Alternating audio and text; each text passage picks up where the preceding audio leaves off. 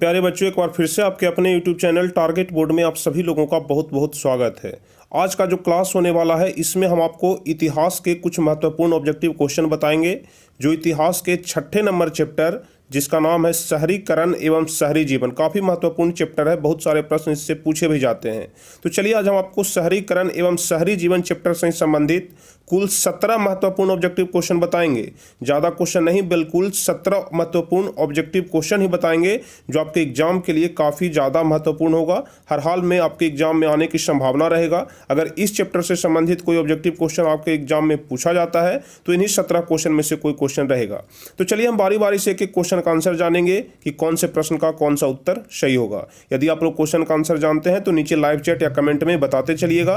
और जो भी स्टूडेंट चैनल पर नए हैं, पहली बार वीडियो देख रहे हैं, चैनल को जरूर सब्सक्राइब कर लीजिएगा ताकि आगे के भी सभी वीडियो का नोटिफिकेशन आपको मिलते रहे। तो चलिए हम लोग पहला नंबर क्वेश्चन से शुरू करेंगे। तो पहला नंबर क्वेश्चन क्या कह रहा है, समंती व्यवस्था से हटकर किस प्रकार की शहरी व्यवस्था की प्रवृत्ति बढ़ी है।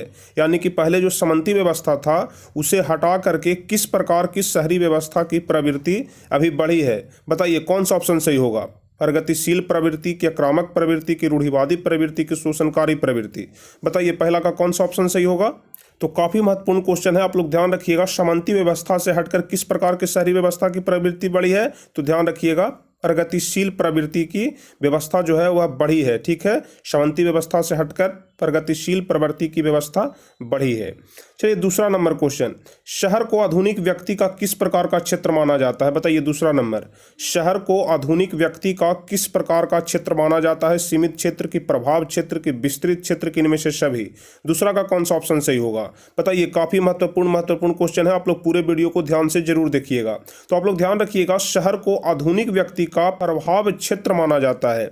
ठीक है, शहर को आधुनिक व्यक्ति का प्रभाव क्षेत्र माना जाता है। दूसरा का बी नंबर ऑप्शन यहां पर सही हो जाएगा। चलिए तीसरा नंबर क्वेश्चन कह रहा है, अस्थायी कृषि के प्रभाव से कैसा जमाव संभव है। अस्थायी कृषि के प्रभाव से कैसा जमाव संभव है। संपत्ति की, शांति की, ज्ञान की, बहुमूल्य धातु। बताइए तीसरा का कौन सा ऑप्शन सही होगा।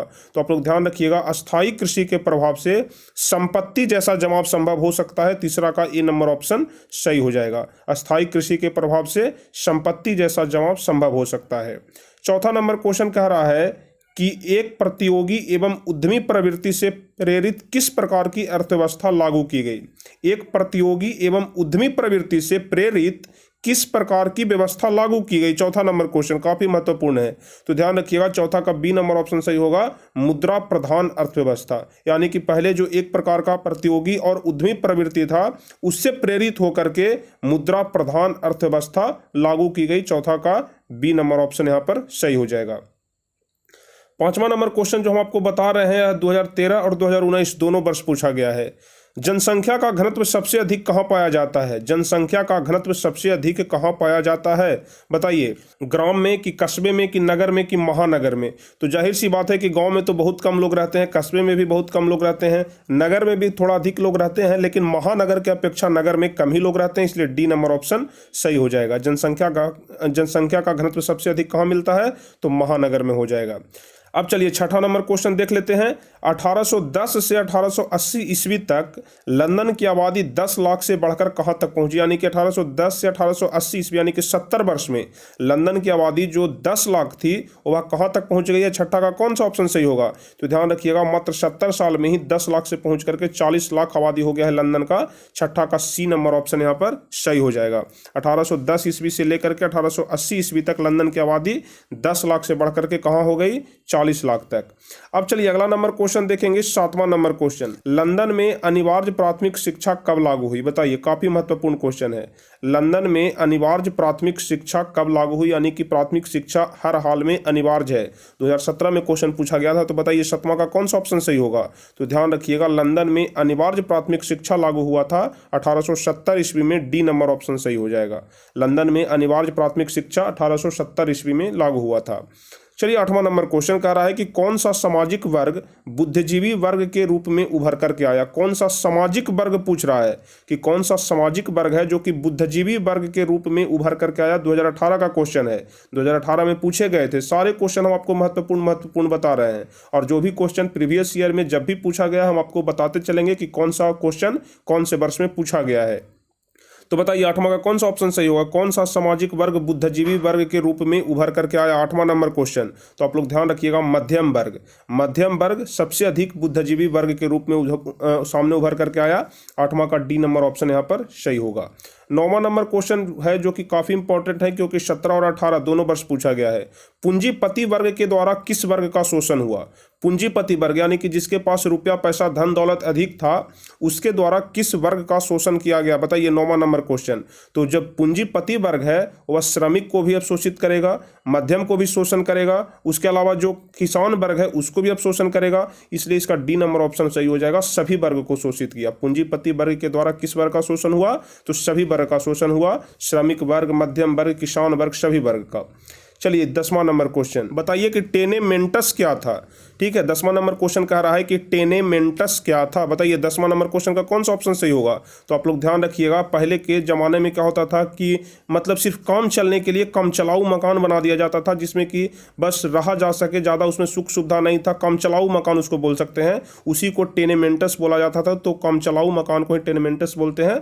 10वां का ए नंबर ऑप्शन सही हो जाएगा। चलिए 11 नंबर क्वेश्चन, सबसे पहले भूमिगत रेल कहाँ बनी, बताइए। काफी महत्वपूर्ण क्वेश्चन है। सबसे पहले भूमिगत रेल का निर्माण कहाँ हुआ, सबसे पहले भूमिगत रेल कहाँ बनी थी, बताइए। कहाँ पर बनी थी, लंदन में कि पेरिस में कि न्यूयॉर्क में, कि इनमें से कोई नहीं। तो आप लोग ध्यान रखिएगा, सबसे पहले लंदन में बना था, लंदन की पेडिंगटन और फेरिंगन स्ट्रीट के बीच, लंदन के पेरिंगटन और फेरिंगन स्ट्रीट के बीच। आप लोग बस इतना याद रखिएगा कि लंदन में बना है, यह वाला नाम अगर नहीं भी याद रहेगा तो काम चल जाएगा। चलिए 12 नंबर क्वेश्चन, सबसे पहली भूमिगत रेल कब बनी, सबसे पहली भूमिगत रेल कब बनी, ईस्वी का नाम आपसे पूछा जा रहा है कि बताइए सबसे पहली भूमिगत रेल कब बनी थी। तो आप लोग ध्यान रखिएगा, सबसे पहली भूमिगत रेल 1863 ईस्वी में, सबसे पहली भूमिगत रेल 1863 ईस्वी में बनी थी। 12 का ए नंबर ऑप्शन सही हो जाएगा। 13 नंबर क्वेश्चन कह रहा है कि गार्डन सिटी की अवधारणा किसने विकसित किया था, बताइए। 2015 का क्वेश्चन है, गार्डन सिटी की अवधारणा किसने विकसित किया था, उसका क्या नाम था, बताइए। 13 नंबर क्वेश्चन। तो आप लोग ध्यान रखिएगा, गार्डन सिटी की अवधारणा एबेनेजर हॉवर्ड ने विकसित किया था, एबेनेजर हॉवर्ड, यानी कि ए नंबर ऑप्शन सही हो जाएगा। गार्डन सिटी की अवधारणा किसने विकसित किया, तो एबेनेजर हॉवर्ड ने। चलिए 14 नंबर क्वेश्चन, खूनी रविवार किसे कहा जाता है, बताइए। खूनी रविवार किसे कहा जाता है, 14 नंबर क्वेश्चन, खूनी रविवार किसे कहा जाता है। तो आप सभी लोग पढ़े होंगे इतिहास में कि 1887 ईस्वी के नवंबर माह के रविवार को खूनी रविवार कहा जाता है। ध्यान रखिएगा, 1877 ईस्वी में नवंबर माह के रविवार को, नवंबर महीने में जो रविवार आया था 1887 ईस्वी में, उस रविवार को खूनी रविवार कहा जाता है। 14 का ए नंबर ऑप्शन सही हो जाएगा। अब 15 नंबर क्वेश्चन की तरफ बढ़ेंगे, city of Bombay improvement trust की स्थापना कब हुई, बताइए। City of Bombay improvement trust की स्थापना कब हुई, 15 नंबर क्वेश्चन काफी महत्वपूर्ण है, बताइए। City of Bombay improvement trust की स्थापना कब हुई थी। तो आप लोग ध्यान रखिएगा, 1898 ईस्वी में। ठीक है, 15 का ए नंबर ऑप्शन सही होगा। City of Bombay improvement trust की स्थापना 1898 ईस्वी में हुआ था। चलिए अब 16 नंबर क्वेश्चन कह रहा है कि पटना में गोलघर किस उद्देश्य से बनाया गया था, पटना में गोलघर किस उद्देश्य से बनाया गया था। 2019 का क्वेश्चन, हम आपको शायद 1-2 दिन पहले ही बताए हैं। तो बताइए पटना में गोलघर किस उद्देश्य से बनाया गया था, काफी महत्वपूर्ण है, बहुत आसान है, तो ध्यान रखिएगा, अनाज रखने के लिए बनाया गया था।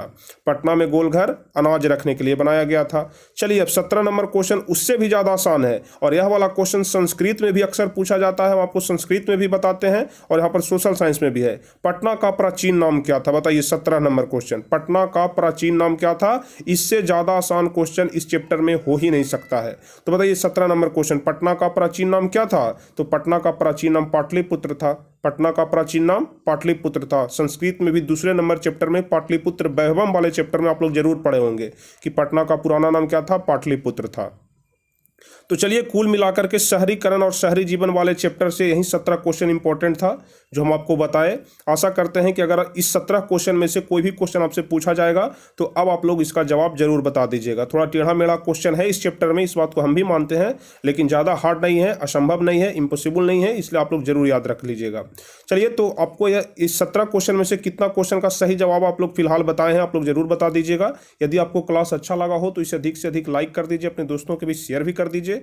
और जो भी स्टूडेंट चैनल पर नए हैं, पहली बार वीडियो देख रहे थे, क्लास में पहली बार अटेंड कर रहे थे, जरूर चैनल को सब्सक्राइब कर दीजिएगा, ताकि आगे भी इस चैनल पर जितने सारे भी क्लास चले, जितने सारे भी वीडियो अपलोड हो, हर एक वीडियो का नोटिफिकेशन आपके पास पहुंचते रहे। तो चलिए फिर मिलेंगे हम आपसे अगले क्लास में, अगले वीडियो में कुछ इसी प्रकार के महत्वपूर्ण वीडियो के साथ। तब तक के लिए जय हिंद, धन्यवाद।